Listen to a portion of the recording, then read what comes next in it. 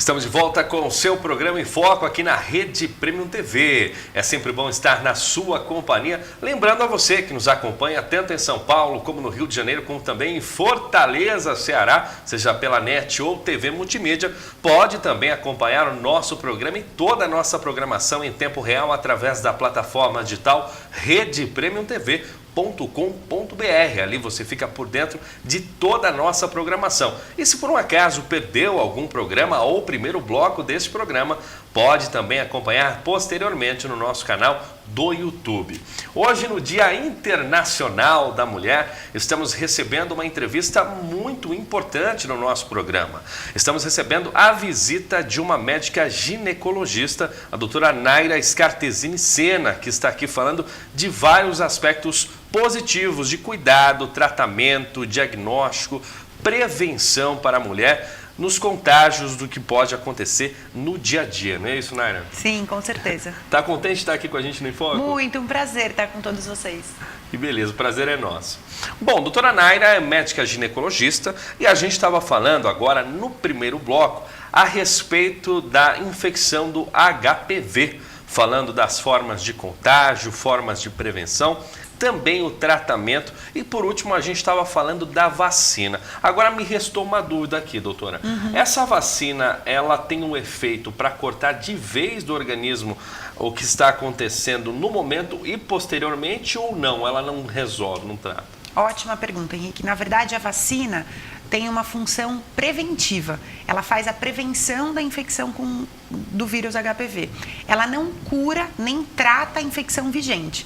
Mas daí a gente vem para uma outra dúvida frequente das pacientes, que é: se eu tenho HPV, eu posso tomar a vacina? Claro, você deve tomar a vacina. Tendo tido HPV, tendo HPV no momento ou nunca tendo tido HPV, a vacina te dá imunidade permanente. Então, por toda a vida, eu vou ficar prevenido contra aqueles subtipos do HPV que estão na vacina. Essa é a importância dela. Muito bem. E as lesões do HPV, elas podem aparecer em qualquer lugar do corpo ou tem locais específicos?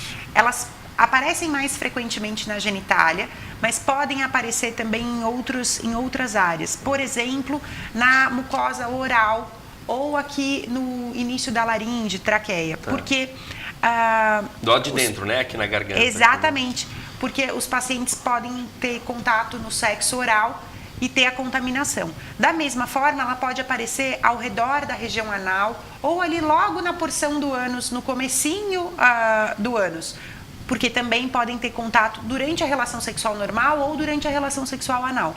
Muito bem observado e lembrando, né, toda essa questão que às vezes a pessoa aparece uma lesão, por exemplo, na mão, no braço, e ela vai achar que não tem nada a ver com HPV porque não tem a ver com o órgão genital, né? Então é importante esclarecer isso.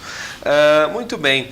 E se a pessoa suspeitar que está com a doença, com a infecção, o que ela deve fazer em primeiro lugar? Bom, em primeiro lugar, homens e mulheres suspeitando do HPV, procure um médico. Então, a mulher, claro, vai procurar uma ginecologista e o homem pode procurar um urologista. Eles que vão fazer o diagnóstico, se existe ou não a infecção pelo vírus, te dá todas as informações preventivas, caso você não tenha como preveni-lo, e o tratamento, se tiver necessidade de tratamento. E a gestante, no caso da mulher gestante, ela pode tratar essas infecções ou é perigoso arriscar? A gestante pode e deve tratar. Durante todos os pré-natais, a gente precisa fazer a prevenção do HPV com a coleta do Papa Nicolau. Então, não é porque a paciente está grávida que ela não vai colher o Papa Nicolau. E uma vez que ela tem o diagnóstico, existem tratamentos possíveis de serem feitos durante a gestação.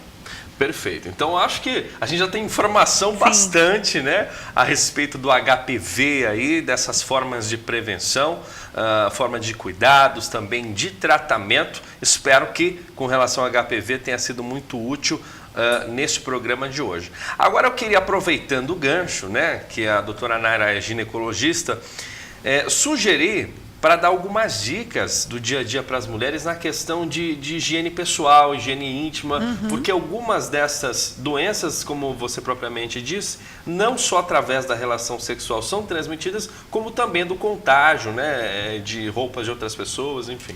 Exato. Bom, tem uma porção de pequenos cuidados que são culturais, né? A gente aprende isso com a nossa família e segue fazendo, às vezes, sem saber se é o melhor cuidado para a região íntima. Então, hoje em dia, a gente tem no mercado sabonetes líquidos íntimos. São sabonetes íntimos específicos para o uso na região genital. Esses sabonetes podem e devem ser usados com segurança diariamente.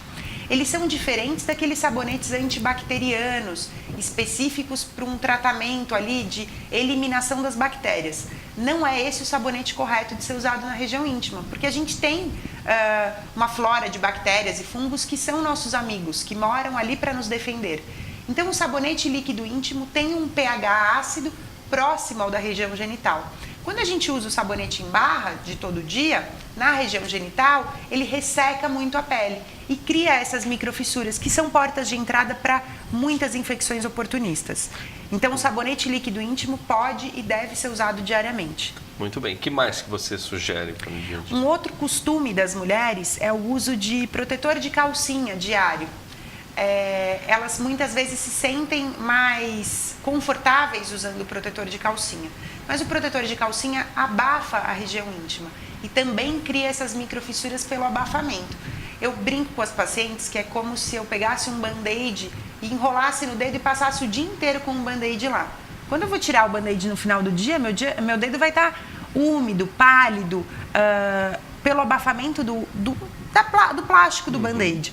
O protetor de calcinha tem o mesmo efeito. Então, o ideal é usar apenas a calcinha, deixa o protetor de calcinha só para o período da menstruação ou algum dia muito específico, e uma calcinha com fundo de algodão, que seja lavada sempre com sabão e seca no varal, uma área bem arejada, que deixa o tecido bem sequinho. Perfeito. Tem mais alguma dica? Eu acho que a gente pode falar ainda de uma infinidade de coisas, mas a gente já conseguiu prevenir bem e passar bastante informação boa hoje. Maravilha.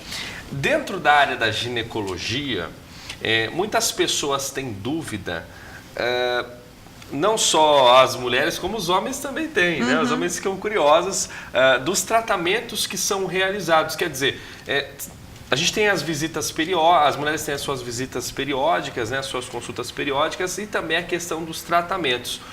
O que é mais frequente dessas consultas, do andamento, da continuidade dentro do seu consultório acontecer? Do ponto de vista da saúde da mulher, o importante é que ela procure o ginecologista uma vez ao ano, para fazer os exames de rotina, o Papa Nicolau, alguns exames de imagem de rotina, e daí ela aproveita, porque o ginecologista acaba sendo o clínico da mulher, para fazer sua glicemia, seu colesterol, seus exames preventivos. Da mesma forma, o homem deveria também procurar o urologista uma vez ao ano. Mas isso é cultural, ainda é uma mudança que a gente tem que ter de paradigmas, de que ele também precisa fazer os exames anuais. Mas para a mulher, o comum é uma rotina anual, uma visita ao ginecologista ao ano. Caso algo seja diagnosticado ou algum tratamento seja necessário, daí sim, essa frequência vai ter que ser maior. Mas caso contrário, uma vez por ano é o ideal. Perfeito. Agora falando assim do ponto de vista global, de uma visão geral, a OMS divulgou um relatório com dados assim alarmantes, aonde nos últimos 3 anos cresceu muito o número de infecções, de contaminações das doenças sexualmente transmissíveis. E a gente fica se perguntando, né, o que leva a isso? Será que com a transformação do mundo, com as pessoas mais conectadas ao celular, com a influência da tecnologia, elas perderam o contato com as coisas que precisam ser preservadas? O que será que aconteceu para esse número crescer tanto? Você que está no dia a dia aí acompanhando, principalmente entre os jovens, né? Sim. Não se tem mais aquele cuidado que tinha antigamente. Quando o vírus HIV, a AIDS, surgiu, as pessoas se assustaram muito e passaram a usar o preservativo sempre. Então, o preservativo teve uma boa aderência naqueles idos anos 80 e 90.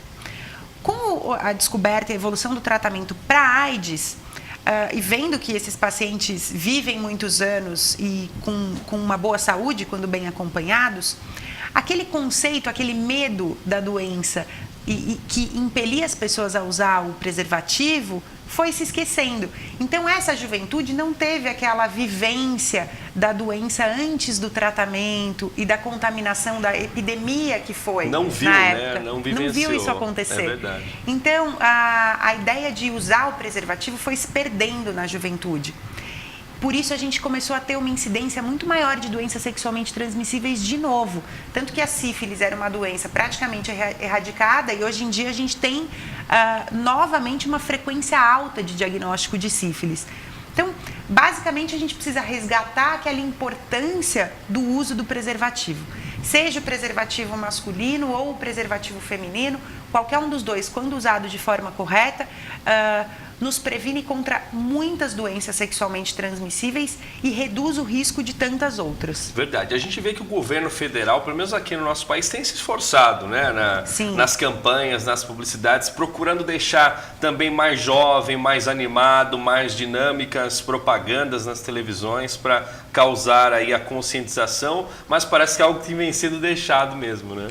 E o preservativo, tanto feminino quanto masculino, fica à disposição para retirada no posto de saúde. Então, é uma coisa que sem custo você consegue ter acesso. É cultural, né? A gente precisa reforçar sempre essa informação para que a juventude tenha noção da importância. Sim, e a função dos pais também, né? Não esquecer desse detalhe tão importante, né? Sim. Agora, o exame, esses exames que são feitos para diagnóstico de qualquer tipo de doença que possa existir no organismo, de infecção, ele é realizado no posto de saúde também, né? Ou seja, gratuitamente, todo ano as pessoas podem fazer. Cada doença sexualmente transmissível tem um exame diferente, mas as mais comuns, por exemplo, HIV, sífilis, hepatite C, são todas diagnosticadas no posto de saúde via exame sanguíneo. Eles têm até hoje em dia um teste rápido, que você pode fazer em casa mesmo, sozinho, e ter o resultado em poucos minutos para o diagnóstico do HIV. Então, o acesso aos exames é super fácil, é só procurar o posto de saúde. Perfeito. Qual que é o seu recado final para as mulheres que estão acompanhando o nosso programa no dia de hoje? Infelizmente, nosso programa chegando ao fim.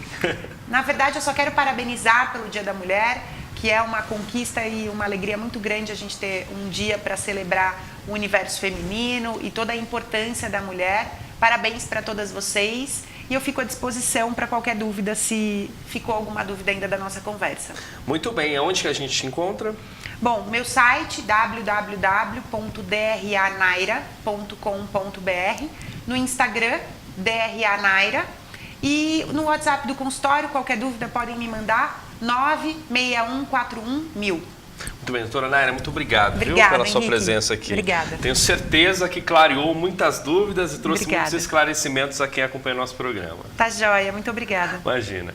Nosso programa em Foco fica por aqui, mas amanhã tem muito mais para você. Continue com a nossa programação e a todas as mulheres, todas as queridas que acompanham a nossa emissora, um grande abraço e parabéns pelo dia. Até mais.